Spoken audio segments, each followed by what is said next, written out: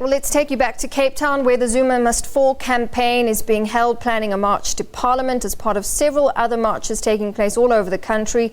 There's also picketing at various spots across the city of Cape Town. So let's cross now to Calata. Lucanio, good afternoon. A different tone to this march. What can you tell us?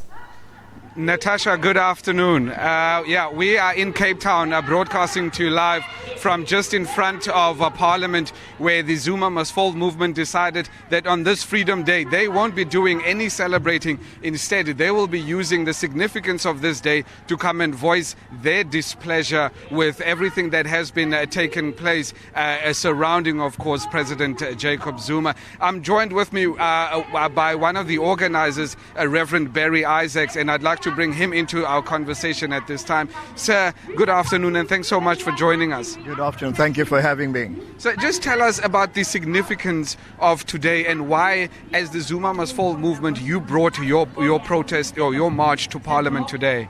You know, in the beginning, when we started with our democracy, as it were, we were promised a lot of things.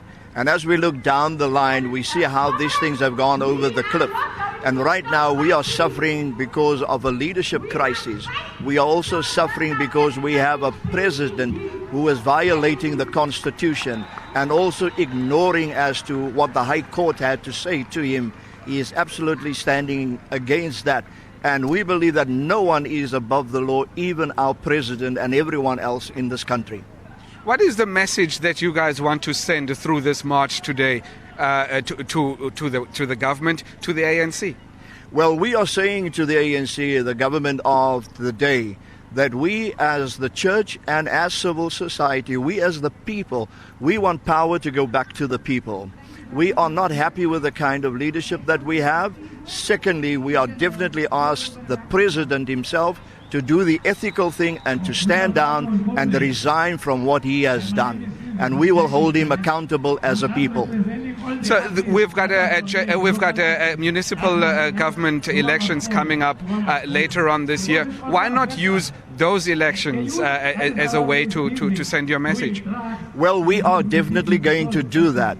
We believe the elections that's coming up is even more important than the national elections, because we're talking about service delivery.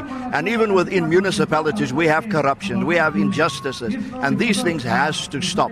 And until the people rise up and say, enough is enough, we are not taking this anymore. The promises that has been made to the people, we need to see delivery on these things. All right. Sir, thank you so very much for joining us. We really do appreciate your time. Thank you so much for having us. Well, Natasha, there you have it. Reverend Barry Isaacs from the Zuma Must Fall movement, just obviously highlighting some of the key issues as to why they believe that today is not actually a day of celebration, but rather a day of passing the message to both the president and the ruling party that unfortunately he must step down. Lucanio, thank you for that update. Lucanio Calata live from Cape Town.